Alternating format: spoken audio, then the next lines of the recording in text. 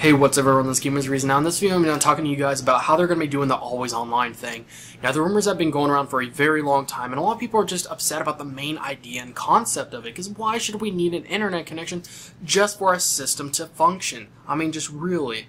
And now part of it is kind of true, but it's going to be quite different than what people actually think. Now it does make sense, that you need an internet connection in order to use the Netflix app or Skype and just any of that kind of stuff. I mean, that just makes perfect sense. So the people that are just kind of overly dramatic on that kind of stuff, that does make sense, and that happens on just about every other system.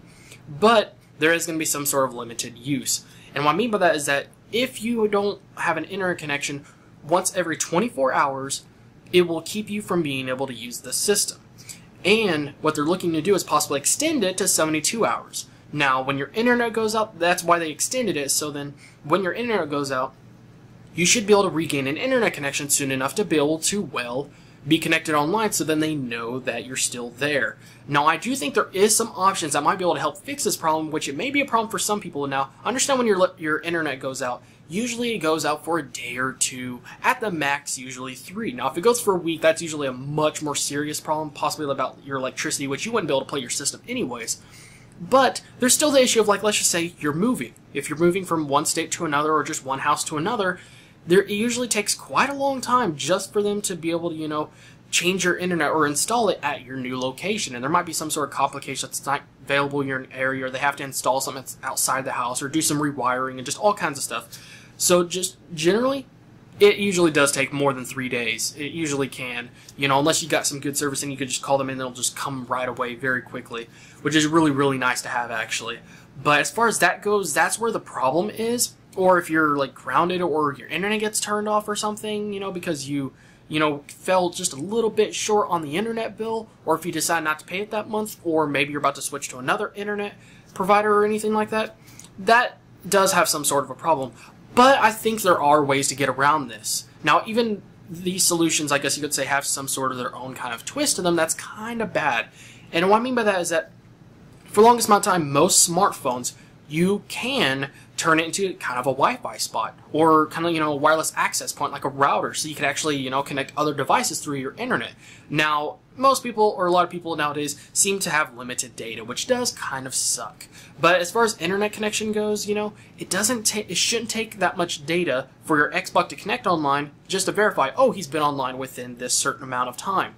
And I hope that someone possibly might make an app out there. Now, most of the apps that are like that, you could get a 30-day trial sometimes, or you have to pay monthly, which is usually a little bit pricey. It could be as much as, $30, which is quite a bit of money for most people.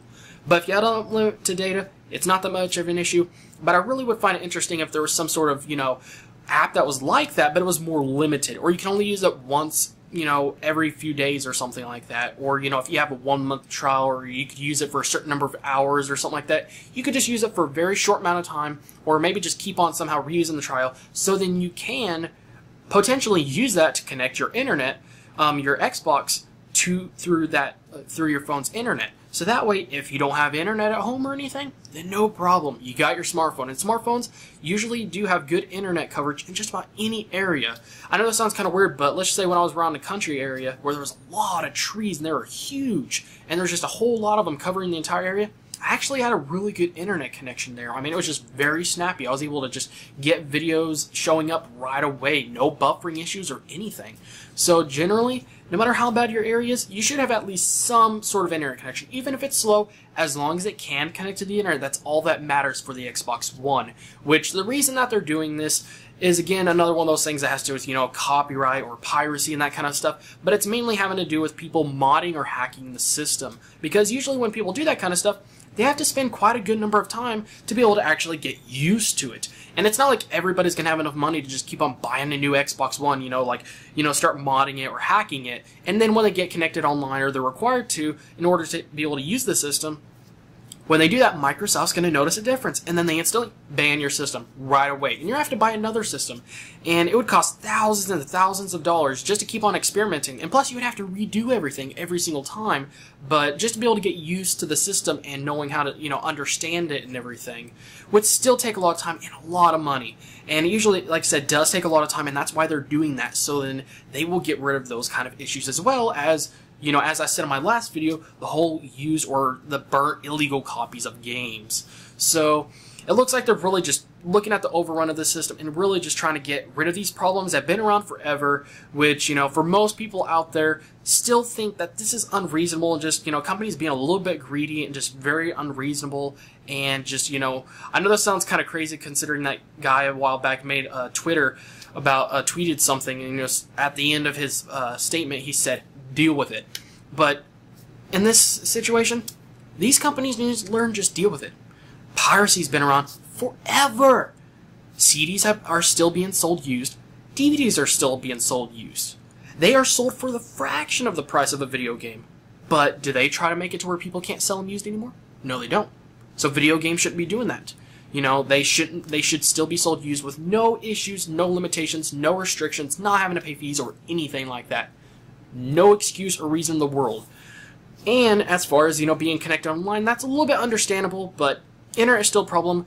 But like I said, I think it's more dealable, and if there is some sort of app someone can make out there that can somehow turn your phone into a Wi-Fi spot, do that, and just have, even if you have a slow internet connection, or if it's very limited, it'll use a very small amount of bits, and just, even with a slow internet connection, as long as you can connect, you can do it, and you'll be able to use your system with absolutely no problem. So, there's not too much of an issue here, but for most people, it's just the idea that is up, I guess you could say, bugging everyone. So, as long as they do extend it to 72 hours like they said they're very likely going to, instead of just 24 hours, which is quite unreasonable, because even if your internet's out, sometimes it can be more than 24 hours.